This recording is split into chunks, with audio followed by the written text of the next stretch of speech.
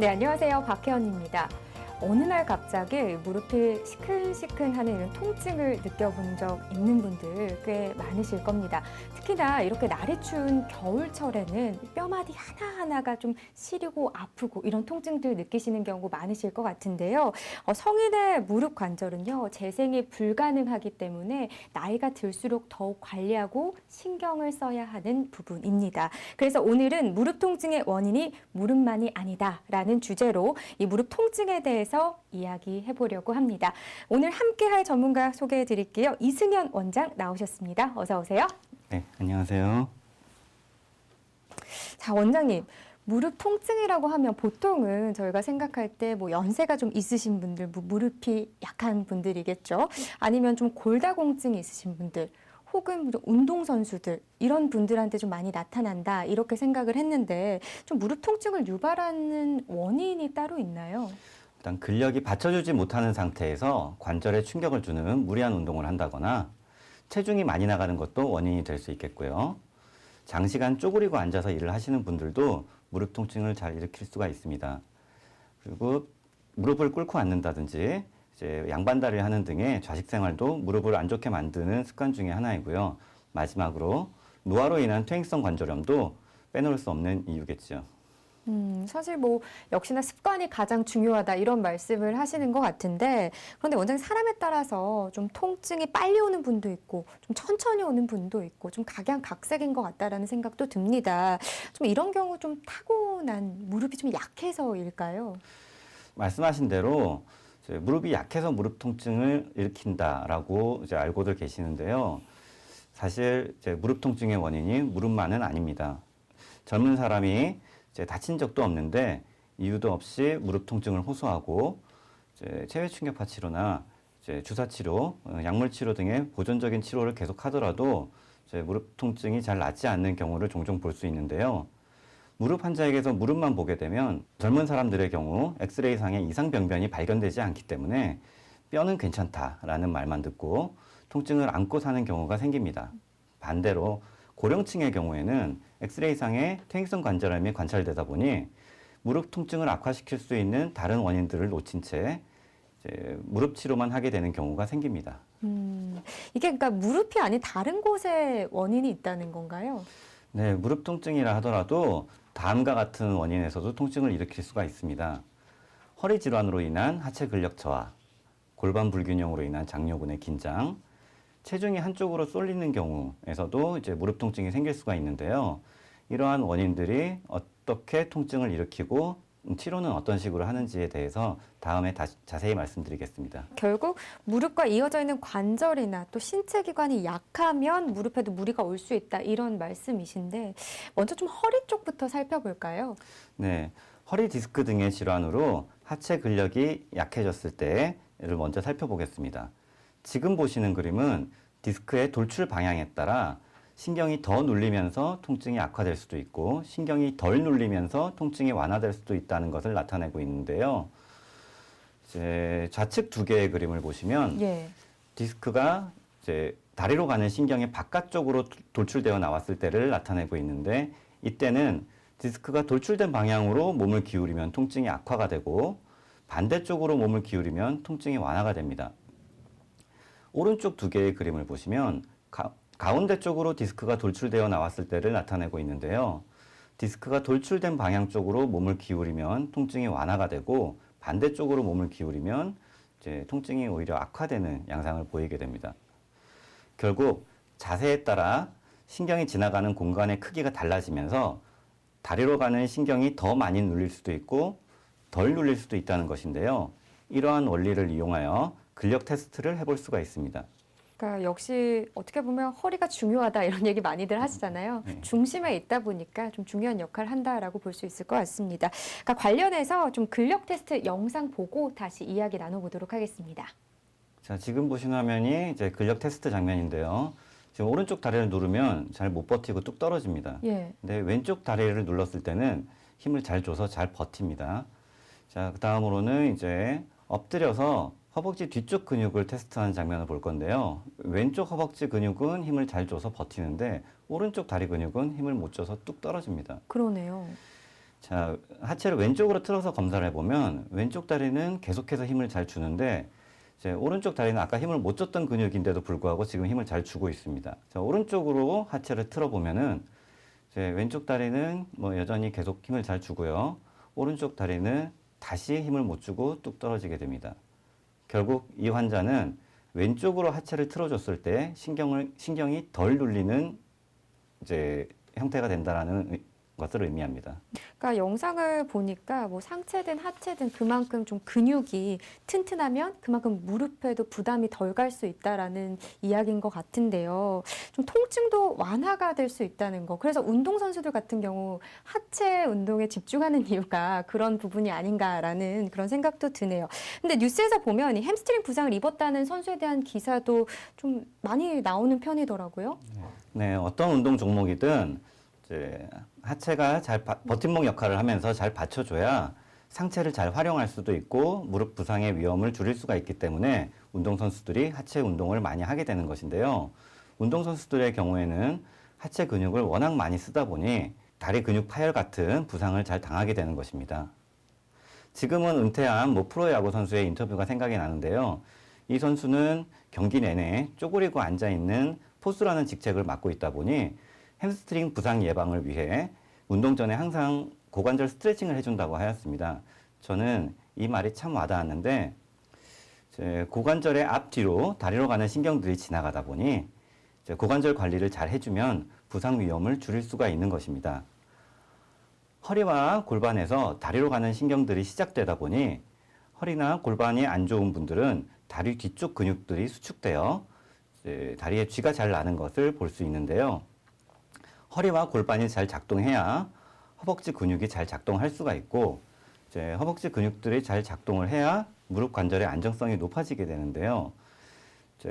허리 쪽에서 다리로 가는 신경이 눌리게 되면 하체의 기능이 떨어지면서 근력이 떨어지게 되니 무릎 관절의 안정성도 같이 떨어지게 됩니다. 결국 무릎 관절의 안정성이 떨어지니 무릎 통증이 잘 일어날 수밖에 없을 것이고요. 그러니까 이 비뚤어진 골반을 바르게 교정을 하면 근력에도 영향을 미칠 수 있다 이런 것 같은데 영상을 통해서 한번 확인을 해보도록 하겠습니다. 자, 앞서 보셨던 영상에서 오른쪽 다리에 힘이 안 들어가셨던 분을 골반을 교정해줬을 때 어떻게 달라지는지를 보려고 하는 건데요. 예. 네, 지금 골반을 교정해주는 건데 결국 골반과 허리는 서로 비틀리는 관계, 약간 뭐 걸레 짜는 느낌으로 이제 회전이 네. 들어가면서 비틀리는 관계이기 때문에 그 회전만 풀어주더라도 신경 눌림이 훨씬 더 풀어지게 됩니다. 네, 지금 이제 골반을 교정해주면서 풀어준 거고요. 근육 테스트를 다시 해보겠습니다. 자, 아까 분명히 못 버텼던 다리 근육이 힘을 잘 줘서 잘 버팁니다. 그리고 엎드려서 다시 허벅지 뒤쪽 근육을 테스트해보면 아까 분명히 오른쪽 허벅지 뒷근육이 힘을 못 줬었는데 힘을 잘 주고 버티고 자, 오른쪽으로 틀었을 경우에도 힘을 못 줬었는데 힘이 잘 들어가는 것을 볼 수가 있습니다. 그러니까 골반을 교정했을 뿐인데 지금 영상에서 본 것처럼 뭐 허벅지와 무릎의 근육까지 힘이 들어간다는 거를 좀 확인을 할 수 있었습니다. 근데 이렇게 이 척추와 골반 교정만으로 이 무릎 통증을 좀 획기적으로 줄일 수 있다는 건가요? 그러면 너무 좋을 것 같은데요. 네, 지금 보여드린 것이 치료의 전부는 아니지만 허리가 무릎 통증의 원인인 경우에는 지금 보신 것처럼 척추와 골반을 교정해주고 다리로 가는 신경의 기능을 회복시켜주면 다리 근육에 힘이 잘 들어가게 됩니다.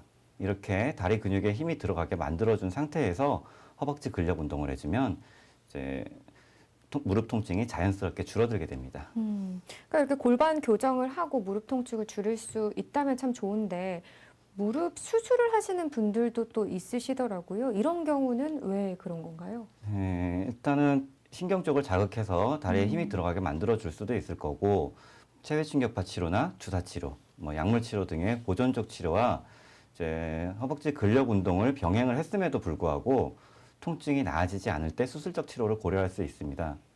그리고 외상성 무릎 손상, 예를 들어서 무릎 연골이 찢어졌다거나 무릎 인대가 근육가 파열됐을 경우에도 수술적 치료를 고려할 수 있습니다. 네. 아까 이 허리 근력 강화가 또 중요하다 이런 말씀을 해주셨는데 혹시 뭐 헬스장에서 웨이트 트레이닝 많이 하잖아요. 이런 운동들도 도움이 되는 건가요? 네, 뭐 도움이 될 수도 있지만 이제 오히려 몸을 망가뜨리는 경우도 있습니다. 무증상 허리 디스크의 경우에는 이제 말 그대로 증상이 없고 통증이 없이 이제 다리 근력만 떨어지는 경우가 있는데요. 이런 경우에 이제 다리에 힘이 안 들어가는 것을 모른 채 무리하게 하체 웨이트 트레이닝을 한다거나 러닝머신 같은 관절에 충격을 주는 운동을 무리하게 하게 될 경우 심한 경우에는 이제 무릎 연골이 손상될 수도 있습니다. 지금부터는 두 번째 케이스죠. 골반 불균형으로 인한 장요근의 긴장이 좀 증가하는 경우 이 부분에 대해서 좀 알아보도록 하겠습니다. 원장님, 장요근이 정확히 뭔가요? 네, 장요근은 이제 척추의 양옆에서 이제 척추의 양옆을 받쳐주면서 척추와 골반을 이어주는 근육인데요. 척추 건강에 매우 중요한 근육입니다. 이제 장시간 쪼그리고 앉아 있거나 이제 뭐 구부정한 자세로 앉아 있을 경우 이 근육이 뭉치게 되는데요. 장요근의 앞쪽으로 무릎 주변의 신경을 지배하는 대퇴신경이 지나가다 보니 이제 이 뭉친 근육에 신경이 눌리면서 통증을 일으킬 수가 있습니다. 자, 일단 왼쪽 그림을 먼저 보시면은요, 노란색 타원 안에 보이시는 근육이 이제 장요근인데요. 이 장요근의 가운데 쪽에 이제 노란색으로 긴 선이 하나 보입니다. 이게 대퇴신경인데요. 예. 자, 오른쪽 그림을 보시면 이제 다리의 파란색 부분으로 표시된 부분이 있습니다. 이게 대퇴신경의 지배 영역인데 결국 대퇴신경이 장요근에 눌리게 되면 이 파란색 부분에 이제 저림 통증이 나타날 수가 있습니다. 근데 주변에 보니까 도수 치료 받으시는 분들도 또 많더라고요. 근데 네. 이런 부분들이 좀 도움이 되는지 궁금한데 좀 치료 사례를 통해서도 한번 살펴볼까요? 네, 지금 보시는 사진은 이제 좌측 무릎이 시큰거리면서 저린 양상의 통증이 있다고 하여 내원한 환자입니다. 수개월에 걸쳐 약물 치료, 체외 충격파 치료를 받아왔지만 약을 먹으면 좀 덜 아팠다가 약을 끊으면 다시 아파지는 그런 양상을 띠셨고 체외 충격파 치료는 전혀 이제 변화가 없었다고 합니다. 왼쪽 사진을 보시면 장요근과 이제 엉덩이 근육의 균형이 깨져 이제 골반이 심하게 우측으로 돌아가고 척추가 왼쪽으로 휘어 있는 것을 볼 수가 있는데요. 저 빨간색 타원 안에 보이시는 구멍을 폐쇄공이라고 부릅니다. 이 폐쇄공의 좌우 크기 차이가 굉장히 많이 나고 있죠. 근데 이제 오른쪽 사진을 보시면 이 사진은 이제 도수치료로 이제 장요근을 이완시켜주고 엉덩이 근육의 기능을 향상시켜준 후에 촬영한 사진인데 폐쇄공의 이제 좌우 크기가 비슷해지고 척추가 곧게 펴진 것을 확인하실 수가 있습니다. 예, 그렇군요. 또 다른 사례네요. 우측 무릎 통증으로 내원한 환자인데요. 왼쪽 사진을 보시면 척추가 13도 휘어 있고 척추의 중심과 골반의 중심이 전혀 맞지 않고 있습니다. 오른쪽에 있는 치료 후 사진을 보시면 이제 척추의 휘어진 각도가 5도로 줄었고 이제 척추의 중심과 골반의 중심이 잘 맞아진 것을 볼 수 있습니다. 역시 15회 도수 치료 증상 호전되어 이제 치료 종결한 사례입니다.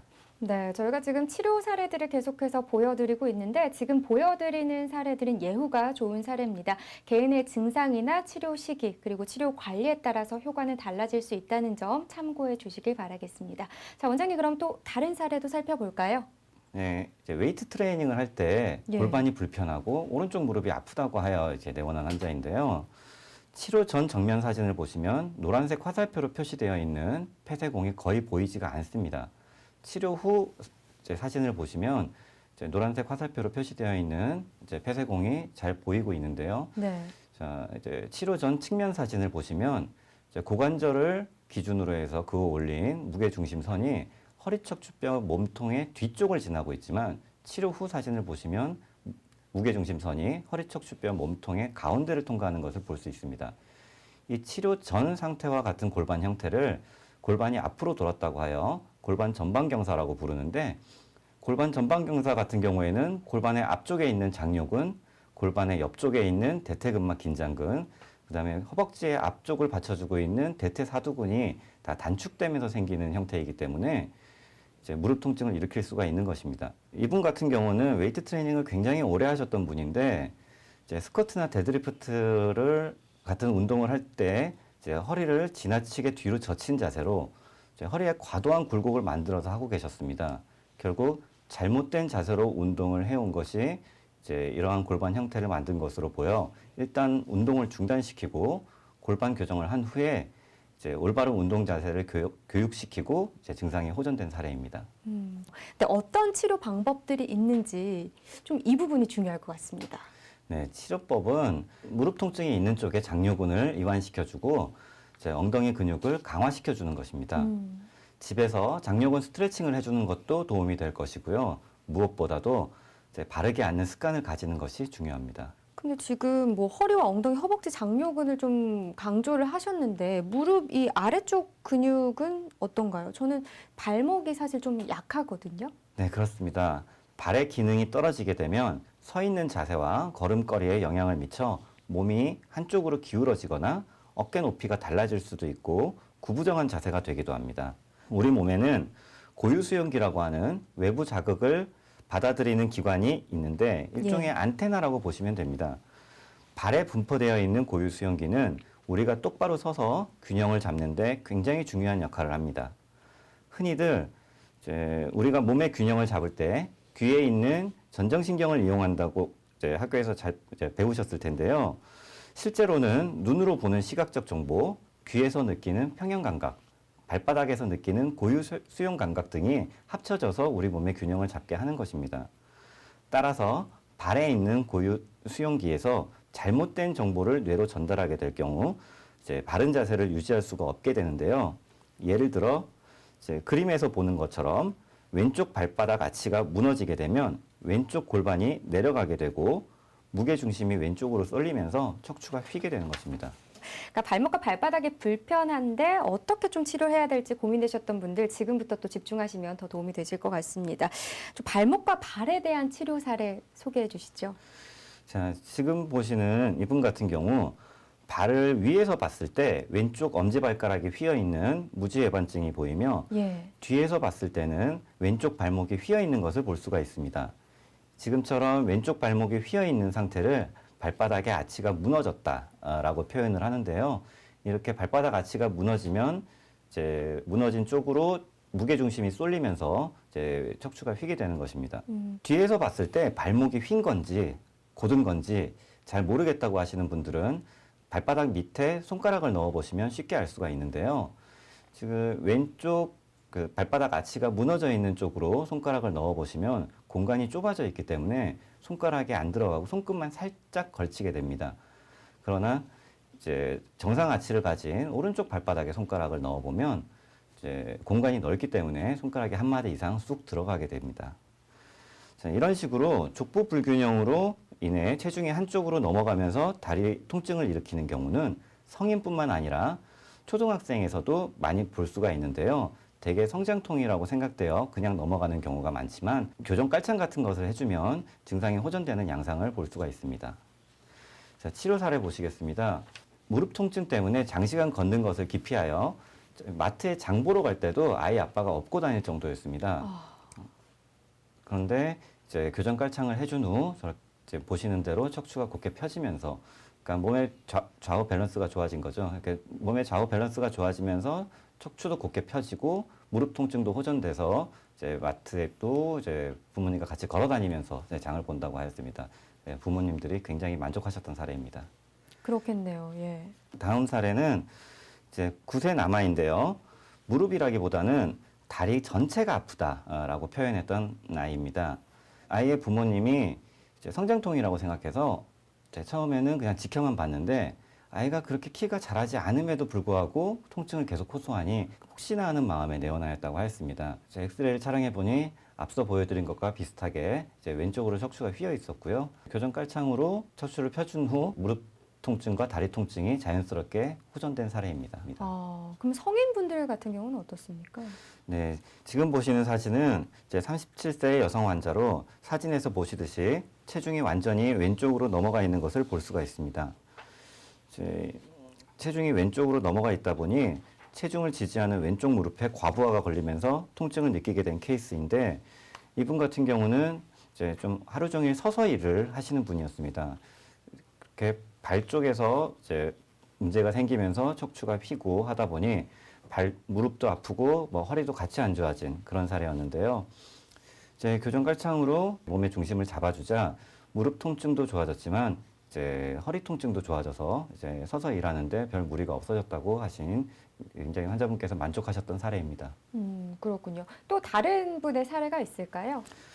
네, 다음 보실 분은 이제 43세 여성 환자분이신데 앞에 보셨던 분과 매우 유사한 형태의 엑스레이를 보이고 있습니다. 네.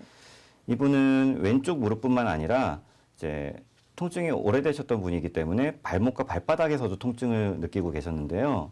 다이어트를 위해서 운동을 하고 싶은데 운동만 하면 아파서 못하겠다. 이제 그래서 살이 계속 쪄간다라는 이제 불만을 좀 호소하셨던 분입니다.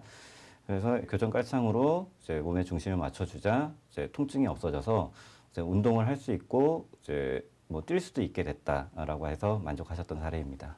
지금 저희가 보여드린 사례는요, 예후가 좋은 사례들입니다. 개인의 증상이나 치료 시기, 그리고 치료 관리에 따라서 효과가 달라질 수 있다는 점 참고해 주시기 바라겠습니다.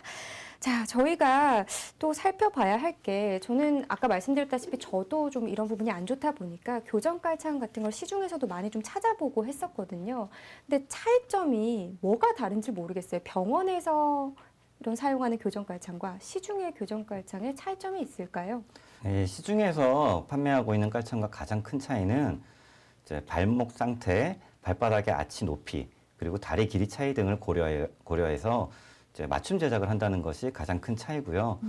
지금 보시는 것이 교정 깔창인데 지금 오른쪽 발목을 보시면 이제 교정 깔창을 하지 않은 쪽이죠. 교정 깔창을 하지 않은 쪽은 발목이 휘어 있는데 교정 깔창을 해준 쪽은 발목이 곧게 이제 펴진 것을 볼 수가 있습니다.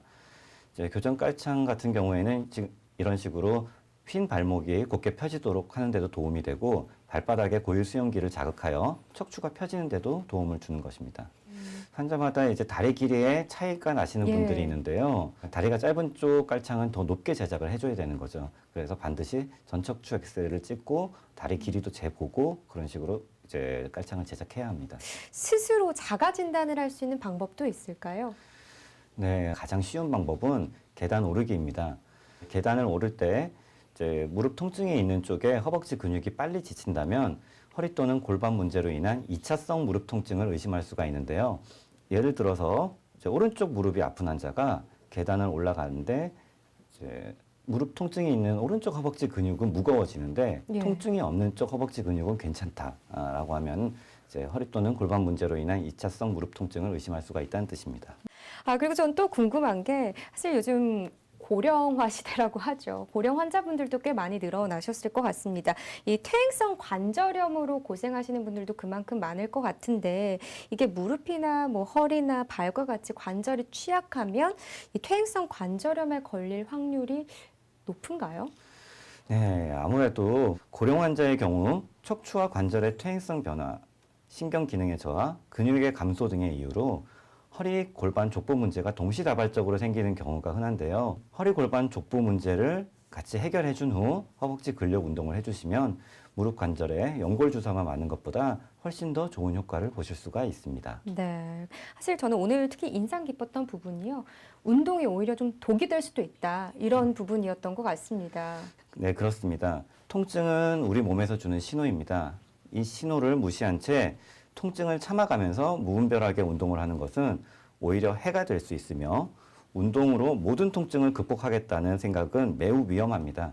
운동할 때 통증을 느낀다면 하시던 운동을 멈추고 병원을 방문하여 진단을 받은 후 해가 되는 동작이 있다면 이제 피해야 할 것입니다. 자, 오늘 이 시간은요, 이승현 원장과 함께 무릎 통증의 원인이 무릎만이 아니다라는 주제로 또 이야기 나눠봤습니다. 오늘 말씀 고맙습니다. 네, 감사합니다. 네, 이 무릎 통증은요, 뭐 말씀드린 것처럼 생활 습관을 바꾸고 또 무리하지 않게 근력 운동을 해주다 보면 훨씬 더 좋아질 수 있다고 합니다. 그리고 계속해서 강조했던 부분이죠. 올바른 자세와 자신에게 맞는 운동 습관을 꼭 기르시길 바라겠습니다. 자, 저희는 다음에 더 건강한 소식으로 찾아뵙겠습니다. 시청해주신 여러분 고맙습니다.